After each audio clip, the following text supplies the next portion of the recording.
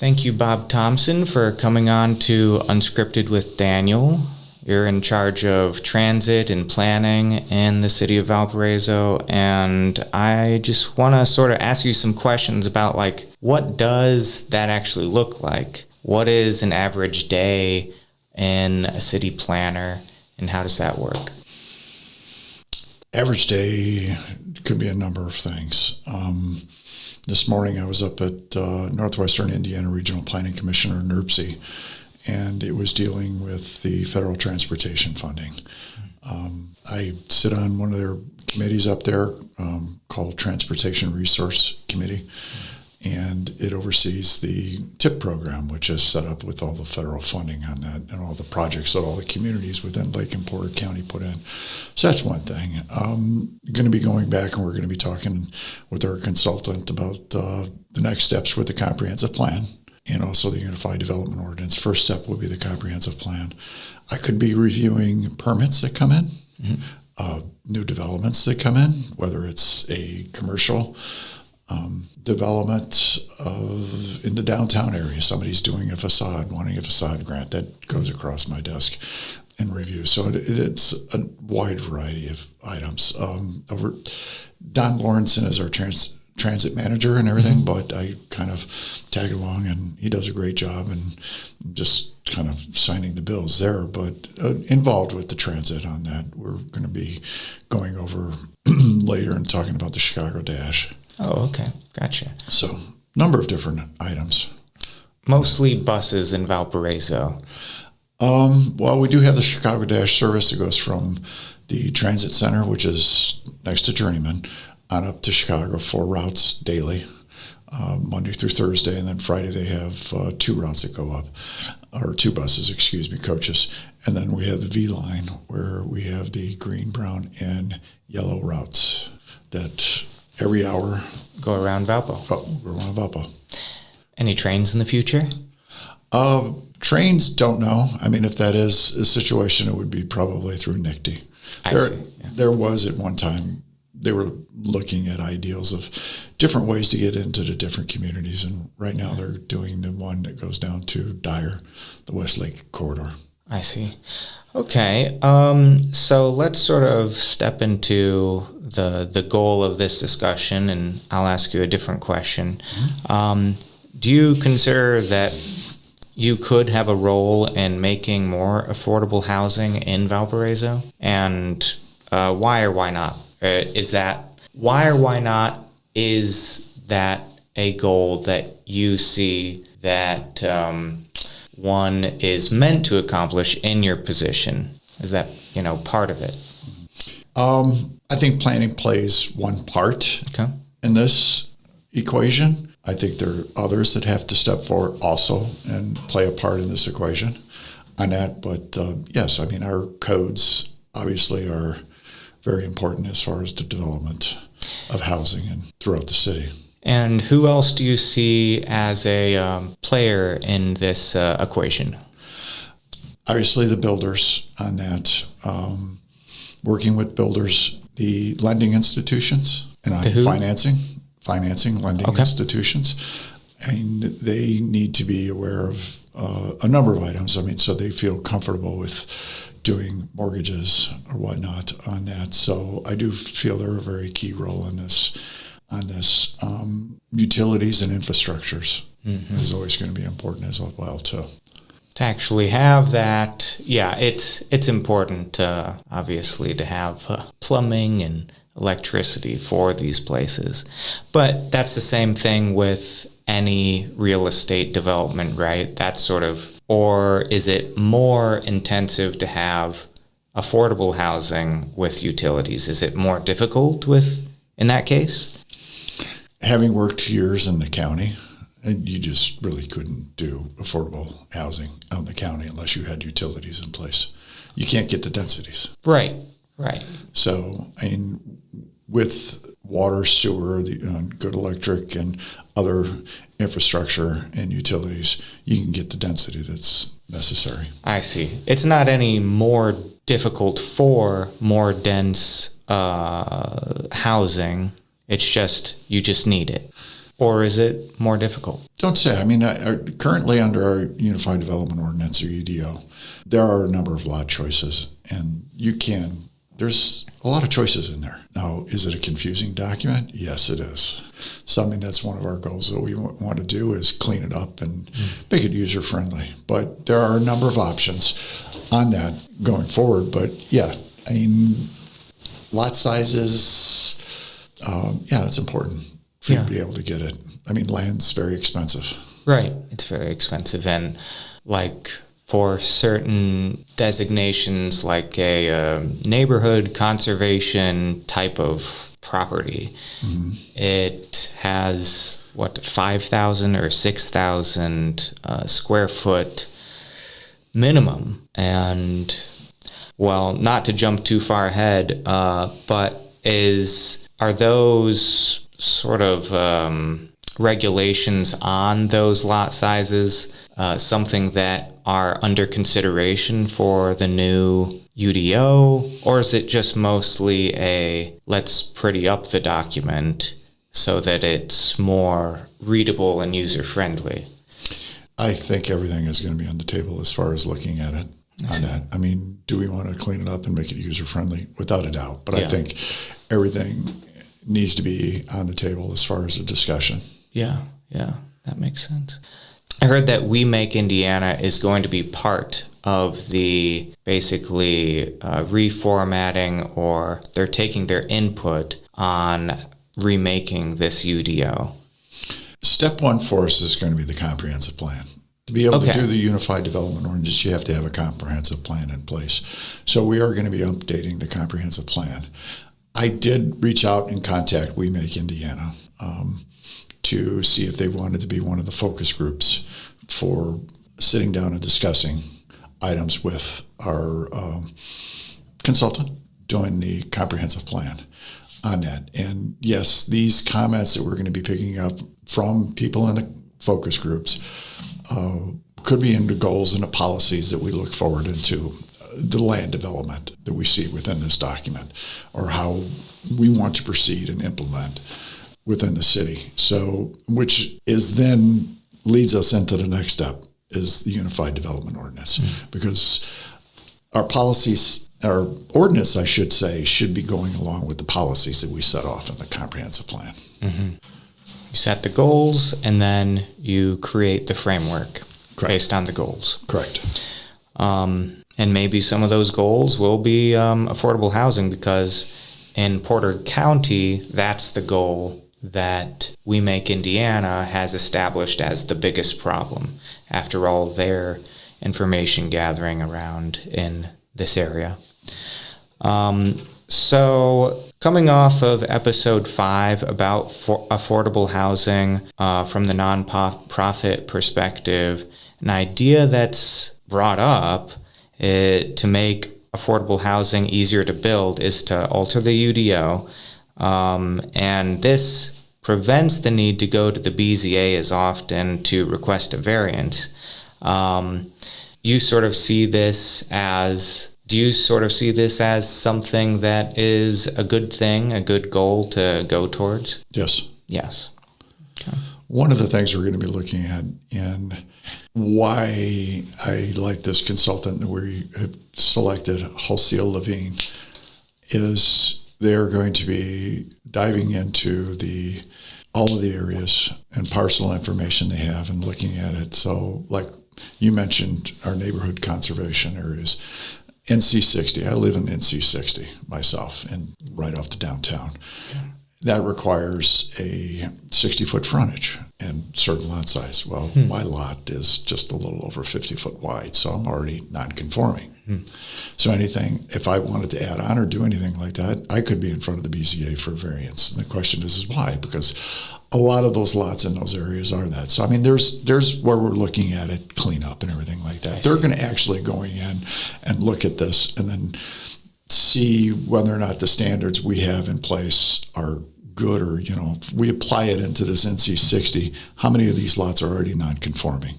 And then we try to figure out, what is a good frontage requirement then, or lot width requirement. That makes sense, because if our own properties that exist don't even fit the regulations of the UDO, then why do we have those regulations? And that's part of the cleanup. Yeah. I mean, I know the particular neighborhood I'm in. Yeah, there are a number of lots that are probably smaller than 60. My question, and do you have much to do with like deciding whether this would have more affordable housing in it? And from your perspective, maybe you would say that it wouldn't be a good idea to put more affordable housing in there. And if that's the case, why or why not? You know, you're a city planner, you know, like the economics of it, and how that would help the city or harm the city. Sure. It's hard to comment on the East Side campus plan that we have in front of us, because I do sit on the committee, and it was a group that was looking over the different land uses. The consultant came up with these ideals and bounced them off of us. And what we did is agreed to go forward with this to the public and get public comment on it. So right now it's really difficult to say that yes, there is going to be affordable housing, or no, there's going to be affordable housing. Right. I mean, the whole idea was is get this concept plan out to the public and start getting public comment back. There's some that do not feel that there should be housing out there at all. Mm-hmm. I mean, one of the things is you'll see on there, it shows light industrial, and that did not go over well with the public. So, but we were getting at least feedback and everything, which is what we wanted. Right. And to go forward with that. So they're still collecting that feedback. So I don't really know what's going to end up coming out of this, but we're going to be reviewing what the public has to say. Right. So you can't comment on it because people are still talking. Right. Exactly. Exactly. And basically, you guys there you're not sitting on the RDC. No, I do but not. You're sort of part of the process and would be putting together the next plan of this based on the input. Is that what you're saying? This will go in front of the Planning Commission, which is the board that I do staff. As far as a recommendation, then it'll eventually go to the RDC. RDC is funding it, and it's their property, and it's their plan, essentially, that they're going forward with. But it will go in front of the Planning Commission, the board that I serve, on that for a review of this and giving a recommendation over to the RDC. So, yes, I will be involved in that. As far as the RDC goes, I mean, I do attend the meetings and everything. I listen to them very closely and everything, and I work very closely with George Douglas, the development director there, on that. So, yeah. I guess we'll see what happens. And whatever comes out of this, a small clip of it could be mentioned in the comprehensive plan coming up. Okay. And when is this comprehensive plan is this a meeting that will occur at this comprehensive plan, or is this a written document that will outline? The comprehensive plan will be actually a written document. Okay. And we have one currently now. It's Envision Valpo. And it was, I think, done in 2012 or 2013, if I remember correctly, on that. And it's a rather large document. I guess my goal with this, and I told Jose Levine that I don't want to document more than 50 pages because I want it usable and people to read it and look at it and an actual guide. So they get their task cut out on that. They realize that. So it could be part of it. There's a number of them that could be part of what we're looking at as far as that. But the comprehensive plan, when we start off on it, there are going to be the focus groups, which we mentioned. We Make Indiana is going to be part of it. I'm still working on, we have up to 8 focus groups we can do.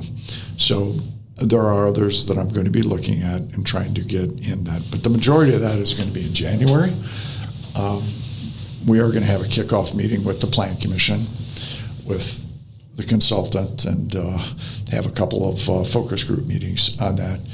Then in January, we plan on trying to finish up the focus group meetings, the numbers, hit up some business leaders, and then do a number of public input sessions. Okay. This part of the plan is going to be extremely public heavy. I see. Yeah. After January, and the focus groups are talked to, then you go forward with more public comment based on the focus groups. Correct. Is that right? Okay. Right. Are you There'll able? be public meetings on the plan when the plan starts coming into a draft form too. Okay. And will this be at city council meetings, or will this be at city planning meetings? When will this occur?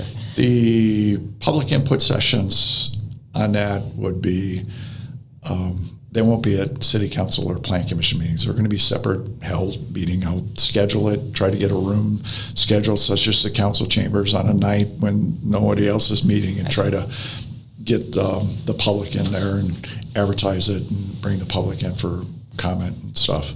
And they'll probably do some questions as far as trying to see what their vision is, in character. You hear around the downtown areas people wanting to keep the certain character of the neighborhoods and stuff like that. So Right. they're going to want to hear that. Right. So I want to hear how this comprehensive plan ties in with this project here. Is this sort of in question at this public comment? And how are you discussing it in relation to the comprehensive plan? The very first meetings that they have with the public input and the public open house probably will not be diving this deep into it. I see. Is what that is. It's So in the very first one, but later on, going forward, when they start looking at the different land uses going throughout the city and what our future land uses should be as far as the growth of the city or the redevelopment within certain parts inside the city, then they'll start looking at these. And they'll bring it up to the public and they'll show it and get more public input on it. right. And okay, so there's actually a lot of public input going into this project in particular. Correct. I mean, Costas has talked about how this is like a 10-year down the road project. It's not going to be, we discuss it today and it'll go up next week. And I think that was some of the concerns of the people who were gathered at the first open house of this thing. So there are a few things going on here. There's the time frame that was very short, and then it was extended to December, but at first it was like just a week. But then there's the perception that, the city really doesn't care about our input anyway. We've been given these two options, and it seems pretty set in stone just looking at it. I mean, that it's like an optics thing, and it's, it's the situation. That's the way it is. And, it's not easy to be perfect. I'd say it's impossible to be perfect. But that is the perception of the situation. There's reason for people to not believe the city, and it is understandable. So, with that being said, let's continue this interview with Bob. Because it was like, so we had this open house, and then the input was scheduled to close on basically a week from the time of the open house. So I think there was sort of a misinterpretation maybe of the actual time frame of public input, because it sounds like this is going to be going on for, now to January and then beyond. How long is this public comment going on this specific development? That specific development, I think they're taking public comment into the first week of December. Okay. So when you're talking about the comprehensive plan, and when we are allowing for public input about the comprehensive plan into January and beyond, what input is being really taken at that point? Or is it just like an example to look at, to just sort of understand it better, or to... We're going too far out where I couldn't even predict. You can't predict it at that point. Okay. Right. Gotcha. Okay. Well, that's fine. Curious. The very first thing they're going to do with the comp plan is they're going to get a survey going out on that, a website going and a survey going out. What do you like about Valpo? What do you not like about Valpo? What kind of development do you like about that's going on within Valpo? What do you not like? Yeah. Kind of what they see as a strengths type and weakness type approach, or I shouldn't say a positive or a negative type approach. So, I mean, they're going to be looking at that. They're going to be doing surveys on that. That should be going out maybe December and January. Okay. With the surveys and going out. So, number of questions on it. So, and one of the features I do like where there's an interactive map where people are going to be able to go onto the website, actually look at an interactive map, and actually draw on the map, save it, and say, this part, I think they did a good job. This is good development. Like to see more of this. Draw a circle around something they don't like and say, I don't want to see any more of this. So, I mean, there is going to be that interactive map on that. Oh, cool. We've got going. So that's January or... Hopefully. Okay. By then, if not sooner. And that's just a general survey that will help with input in putting together the comprehensive plan. Correct. Right. Okay. I mean, we are going to do the survey. We're going to do the website and everything on that. And when it's up and running, we will definitely get press releases out saying that it's live. Yeah. Okay. Well, very interesting. What else can I ask you while I have you here? Are you hopeful for the future of Valpo? Yes. Why is that? It's been a great place to live. Yeah. It was a great place to raise my daughters. They have moved on, but still love it. Still love coming down to the downtown. It's just a great place. It really is. Do you think that Valpo should offer more to keep their youth and have more good jobs in order to sort of accommodate I think they're doing what they can. Yeah. But I mean, I do believe that a lot of the youth, when they get out of college, want to take off and find a place. But what is really always nice to hear is how they come back, because it was a great place for schools and raising their families. Yeah. So yeah, I think there's a number of great stories on that. That's true. I mean, I left myself, went down to Florida, and realized this was home. Yeah. It's a very nice city. It is. It is. All right. Well, on that note, thank you so much, Bob, for coming in. And thank you. I appreciate all your input. Sure. Thank you very much. All right.